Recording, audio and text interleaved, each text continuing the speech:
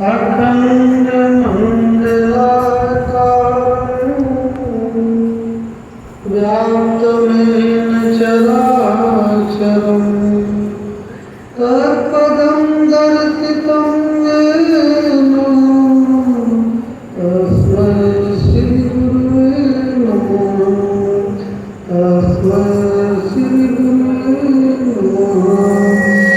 कबीरनामं परमं पुनीतं युगे युगे स्वामी हरितलोकं दातारं मुक्तं पुरुतं पुराणं चरणारविन्दं सततं नमामि। चरणारविन्दं सततं नमामि। बोलिए सर्वदेव की प्रातः स्मरणीय परम पुरुष परमात्मा बल्लीश्वर सतगुरु कबीर साहब एवं इस पवित्र धरा पर उपस्थित मृत मंगल में संत समाज धर्म स्नेही बंधुओं श्रद्धा मुक्ति माता एवं आज का यह परम सौभाग्य का दिन है कि हम सबको यह शुभ अवसर प्रत महीने की बात इस महीने भी हम सबको मिला और हम सब एकत्रित होकर के यहाँ संत महापुरुषों के विचारों को हम लोग श्रवण कर रहे हैं। अभी हम आप सभी परम पूजनीय साहब जी को हम लोग सुन रहे थे, सुप्रीत साहब जी का पहचान तो आप लोग जानते हैं। अपने आचार्य गुरु गुरुशरण प्रसाद जी के परम शिष्यों में शिष्य हुए थे हमारे सुमिरन साहब जी, जो बहुत प्रखर बड़े तेजस्वी महात्मा थे। प्रकाश साहब, गजराज साहब और विज्ञानंद साहब, सुमिरन साहब जी ऐसे सभी संतों में बड़े प्रखर योग्य शिष्य साहब के थे। उन्हीं की गद्दी स्थापना हुई है पचला धाम। पचला धाम के हमारे सुखी साहब जी आप सबके बीच में उपस्थित हैं और अपने वारियों के द्वारा, अपने भजनों के द्वारा जन जन को चेतना को हमेशा निरंतर जगाते रहते हैं। और आज आप सबका भी सौभाग्य हुआ कि हमारे साहब जी यहाँ पधार करके आप लोगों को भी अपने वाणी से उन्होंने आशीर्वाद आप सबको प्रदान किए। मैं साहब जी को बहुत बहुत धन्यवाद देता हूँ। और काफ़ी समय से चले थे, काफ़ी भीड़ थी, लेकिन काफ़ी लेट पहुँचे साहब। और हर जगह साहब की पुकार रहती है, महाराष्ट्र, गुजरात, हर जगह साहब की पुकार है। यूट्यूब चैनल पर भी साहब का चलता ही है। और सुंदर साहब जी के भजन, उन्होंने जो ग्रंथ लिखा, इतने साधनात्मक उनके भजन साहब जी के थे।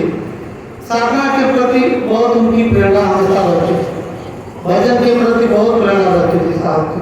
और उसी पावन पवित्र धरती से, पवित्र धाम से हमारे साहब जी ने यहाँ पधारे और आप सबने उनके वाणी को श्रवण किया। और संत महापुरुष आप सबको क्या सिखाते, क्या देते हैं?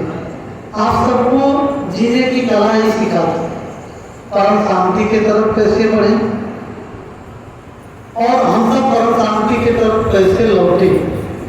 इस मार्ग को हमेशा निरंतर हमारे महापुरुषों ने भजनों के माध्यम से, सत्संग के माध्यम से आप लोगों को अवगत कराते हैं। और मुझे ये आशा भी है कि आप लोग भी महीने में एक बार सत्संग में आप लोग उपस्थित होते हैं, तो यहाँ से कुछ सद्गुण अपने जीवन में धारण करके आप लोग अपने धाम पर जाया करें। और क्योंकि हम लोग तो हमेशा बोलते ही रहते हैं, सत्संग सुनाते भी रहते हैं आप लोगों को। और क्योंकि बहुत से भक्त जो है कि आज त्योहार का भी समय है और वैसे भी लगभग 3 बजने को हुआ और 2:30 बजे का समय आरती पूजा का था कि 2:30 बजे करके सबको छुट्टी कर दिया जाएगा, क्योंकि काफ़ी भक्त जो है कि त्यौहार के नाते जाने के लिए काफ़ी उतावले हैं और जाएंगे, उनका कोई रिश्तेदार नातेदार सब आए हुए हैं, इसलिए आज कम संख्या में लोग, कितने लोग चले भी गए, छुट्टी भी दे दी। तो हम आज सबसे यही आग्रह करेंगे कि अपने इस अमूल्य जीवन को यूं ही मत बिताइए। एक एक श्वास जो है कि आपका हीरे मोती के समान है, और इसे निरंतर जो भी समय निकले अपने परिवार के कार्य से, सामाजिक कार्य से, प्राणी पदार्थों से, वो जो हमारी चिंता प्राणी पदार्थों में रहती है, कुछ समय निकाल करके परमात्मा का ध्यान हम सबको करना चाहिए, और परमात्मा से हम सबको जुड़कर अपने संसार के जितने व्यवहार है आप करिए, अपने जीवन के जो भी कार्य हैं आप लोग अपने जीवन के कार्य करिए, पारिवारिक कार्य, सामाजिक कार्य, जो भी आपको अपने जीवन का जो आप सबकी व्यवस्था है उसको आप लेकर के चलिए। लेकिन उसके साथ साथ में जो परमात्मा ने हम सबको इतना सुंदर शरीर दिया, उनको भी हम कम से कम कुछ समय बैठ करके याद करें, स्मरण करें, ध्यान करें, और तभी हमारा कल्याण हो सकता है। आत्मा के लिए, आत्मा पहचानने के लिए अभी हम चर्चा भी कर रहे थे, हमारे भगत जी चर्चा कर भी रहे थे कि साहब जी, ये आत्मा, रूह, ब्रह्म, जीव, ये अलग अलग नाम है कि एक ही है? नाम तो अलग ही है लेकिन सत्ता एक है। किसी भी रूप में उसे देखिए, ब्रह्म कहिए, जीव कहिए, रूह कहिए, आत्मा कहिए, लेकिन उसी सत्ता को ही कहा जाता है। लेकिन एक अवस्था महापुरुषों ने बताया कि जीव अवस्था क्या है, जीव अवस्था क्या है। इस अवस्था एक अवस्था होती है, उस अवस्था का वर्णन किया जाता है, लेकिन मेरे समझ से एक ही है इस सबका उत्तर एक ही है कि अपने आप ऊर्जा का केंद्रीकरण, अपने आप में लौट जाइए। और सारे प्रश्न का एक ही उत्तर है कि जो चेतना हमारे संसार में बिखरी हुई, उस चेतना को हम धीरे धीरे अपने आप में लौटाएं, और जो भी हमें उस समय निकले उस परमात्मा के ध्यान में हम समझ लें। और क्योंकि आप लोग अभी हमारे मास्टर साहब जी बैठे हैं, वो ढाम के यही चर्चा भी कर रहे थे कि जो भी हम बैंक बैलेंस करते हैं, अभी हम लोगों को समझा रहे थे तो मेरे अंदर एक चिंतन है। एक भगत जी आए, समझा रहे थे तो भगत जी बड़े खड़े बड़े ध्यान से देख रहे थे, बोले साहब बड़े झंझट में आप भी तो हैं साहब। और हमने कहा कि देखो ये झंझट हम परमार्थ के लिए कर रहे हैं, आपके झंझट में मेरे झंझट में फर्क है, क्योंकि ये मैं परमार्थ के लिए झंझट कर रहा हूँ जो भी झंझटें हैं, और आप लोग स्वार्थ के लिए झंझट करते हैं, ये आप में और हम में अंतर है। और आप सभी महापुरुषों की ध्यान उठा करके देखें, सभी महापुरुषों को संघर्ष करना पड़ा। आप जिसको इष्ट देव मानते हैं, कबीर साहब को ही देख लीजिए, 52 तस्वीर देना पड़ा। तो भगत जी को हमने कहा कि भैया मैं तो अभी एक भी तस्वीर हम नहीं दे पा रहा। कबीर साहब तो 52 तस्वीर दिए, मैं उनके शिष्य हूँ, मेरे इष्ट देव हैं, तो मैं तो एक भी तस्वीर नहीं दे पा। ये सदा से अच्छे बुरे इंसान सदा से रहे, बुरे इंसान भी हैं, अच्छे इंसान भी हैं। आज भी देखिए जो बुरे इंसान हैं उन्हें राक्षस की श्रेणी में रखा जाता है। भगत जी को मैं समझा रहा था कि देखिए रावण भी शिव भक्त था, शिव की पूजा करते थे रावण, लेकिन उसके बुरे कर्म ही उसे राक्षस की श्रेणी में रखे। हिरण्यकश्यप किसके भक्त थे? हिरण्यकश्यप नास्तिक, लेकिन प्रहलाद भक्त थे, भगवान के ईश्वर के भक्त। लेकिन अगर हम लोग इतिहास उठा करके देखें, जो महापुरुषों ने समाज की चेतना जगाने की कोशिश की, उनका सदा से विरोध हुआ है और सदा से उनके विचारों पर प्रहार किया गया। लेकिन हम लोगों को हमेशा ये चिंतन करना चाहिए कि उसी ने अपने मार्ग निकाल करके हमें अपने आत्म सम्मान के लिए, आत्मरक्षा के लिए हमें पीछे नहीं हटना चाहिए। हमेशा जीवन संघर्ष पूर्ण जीवन हम सबका महापुरुषों का भी है और हम सबका भी है। हम सबको संघर्ष करना चाहिए, लेकिन उस संघर्ष में विकृतियां नहीं होनी चाहिए। संघर्ष करिए, हमारा संविधान है, हमारा कानून है, उससे संघर्ष करना चाहिए। और लेकिन ऐसा संघर्ष न हो जाए उसमें विकृतियां बढ़ जाए। और हम आप सबसे यही अनुरोध करेंगे कि अपने जीवन को, इतना निर्मल और पवित्र जीवन मिला है मनुष्य जीवन, उसे यूं ही मत खोइए। अपना कार्य अपनी जगह है, झंझट अपनी जगह है, लेकिन साधना अपनी जगह है, भजन अपनी जगह है। लेकिन ये होता है कि कुछ उलझने आती हैं तो भजन जो है डगमगा जाता है, ध्यान डगमगा जाता है, क्योंकि ज्यादा वृत्ति, ज्यादा चित्त, ज्यादा ध्यान हमारा उसी झगड़े पे लगा रहता है। और वैसे झगड़ा बुरी बला है, कभी साथ कहते हैं झगड़ा बहुत बुरी बला है, तो उसे जितना हो सके कोशिश करके हम दूर करने की कोशिश करें, प्रयत्न करें, प्रयास करें। और नहीं है तो संघर्ष करना चाहिए। तो इतना जरूर है कि हम सबका जीवन संघर्षपूर्ण है और संघर्ष करना चाहिए। और हम भी आप लोगों के धरोहर के लिए जितना संघर्ष हो रहा है उतना संघर्ष कर भी रहा हूँ। और इसकी सुरक्षा संत महापुरुषों के लिए आज भी जितने लोग समझ रहे हैं कि ये भी जितने भी कार्य आप लोगों को ये हो रहा है मठ के लिए, मठ की सुरक्षा के लिए, आश्रम की सुरक्षा के लिए। और एक भैया जी आए तो बोले कि गुरु जी कोई आप लोगों के आश्रम में कुछ झगड़े हुए हैं क्या? हमने कहा कि नहीं भैया ऐसा तो कोई बात नहीं है। तो बोले मेरे बड़ी आपकी जो है कि निंदा कर रहे थे, कुछ लोग मैं दुकान पर बैठा था तो निंदा कर रहे, तो हमने कहा भैया ऐसे निंदक को हम जो है कि अपने आंगन में रखते हैं, क्योंकि सदगुरु कबीर भी कहते हैं कि निंदक मेरे राखिए आंगन कुटी सवार, बिन पानी साबुन बिना निर्मल करे स्वभाव। हम हमेशा निंदक को बुरा नहीं मानना चाहिए, इसलिए कि उस निंदक से हम हमेशा निर्मल और पवित्र बने रहेंगे, हमेशा सावधान रहेंगे। कोई बुराई करने वाला व्यक्ति है, अगर उसके चिंतन आप करेंगे, उसको याद करेंगे, तो आप हमेशा कोई बुरे कार्य पर, बुरे मार्ग पर कभी आपका कदम नहीं बढ़ सकता। हमने कहा कि भाई देखो, निंदा करने वाले सदियों से रहे, अगर कोई अच्छा कार्य करने चले जाएंगे तो वहाँ आपका विरोध जरूर होगा, कोई भी अच्छा कार्य करने चले तो आपका जो है जितने मामले भाई जिसको दुख है, तकलीफ है, जो लूट खाते थे उनको तो तकलीफ कष्ट रहेगा ही।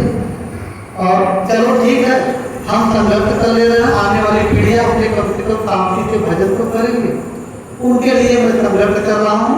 और ऐसे ही जीवन में जब तक हूँ, इस लोगों ने कहा कि साधु का धर्म नहीं है साहब, झंझट करना। हमने कहा भगवान राम के हम लोग को इंसान होकर के संत बने।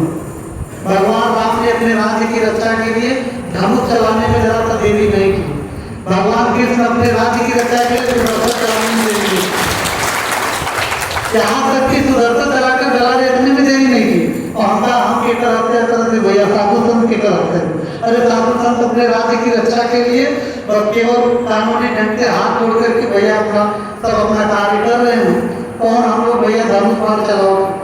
तो हमने कहा ये साधु को मत सिखाए, साधु को उपदेश देने वाले हजारों लोग मिल जाएंगे, लेकिन वो स्वयं उपदेश जो अपने जीवन में उपदेश नहीं धारण करते, लेकिन संत को संत की सीख देना शुरू कर देते हैं। तो इसलिए हम आप सबसे यही आग्रह करेंगे।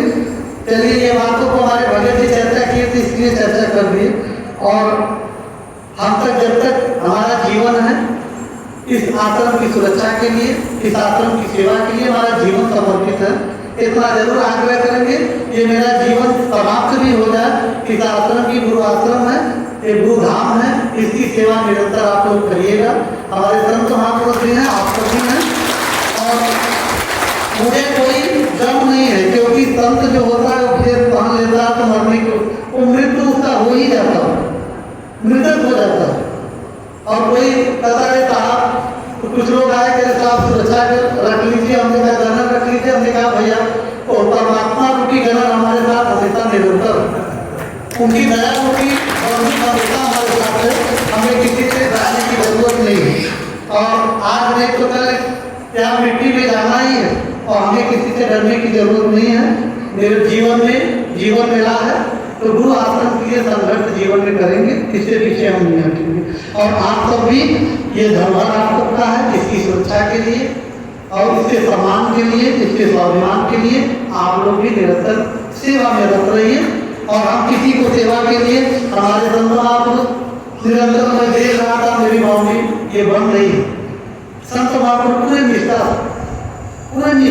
सभी संत महापुरुष सेवा कर रहे थे। तो मैंने देर रात तक लोगों से चर्चा कर रहे थे कि संत किसके लिए कर रहे। आने वाली पीढ़ियां आपके यहाँ से जुड़ेंगे, आपके परिवार जुड़े रहेंगे, संत आप चले जाएंगे, आपके संत के परिवार ही उनके लिए ही संत अपने परिवार के लिए जीवन त्यागी हुए। संत के परिवार कौन है? हमारे भक्ति समाज, आप सब हैं हमारे संत के परिवार। तो आप सबके लिए ये आश्रम की जितना गरिमा बढ़ेगा, इस क्षेत्र की गरिमा बढ़ेगी। आश्रम का जितना मान बढ़ेगा, इस क्षेत्र का मान बढ़ेगा।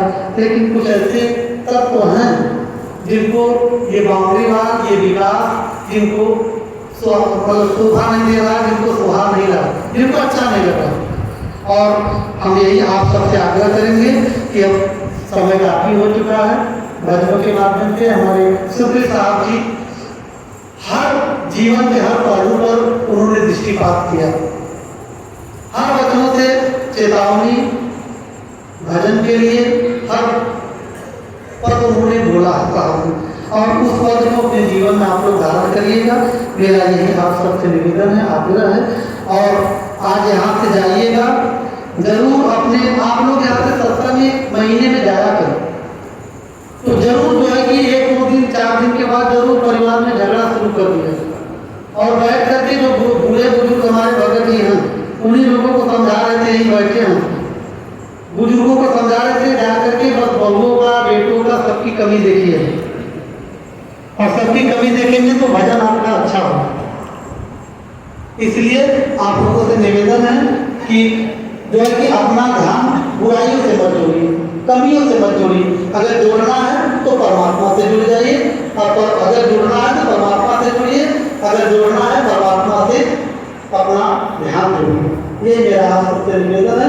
और आप लोगों को बहुत खूब आभार आप सकता है कि आप लोग अपना अमूल्य समय निकाल कर इस कार्यक्रम की शोभा करने वाला है, और जो है कि सत्संग के लिए और अगले पूर्णिमा पर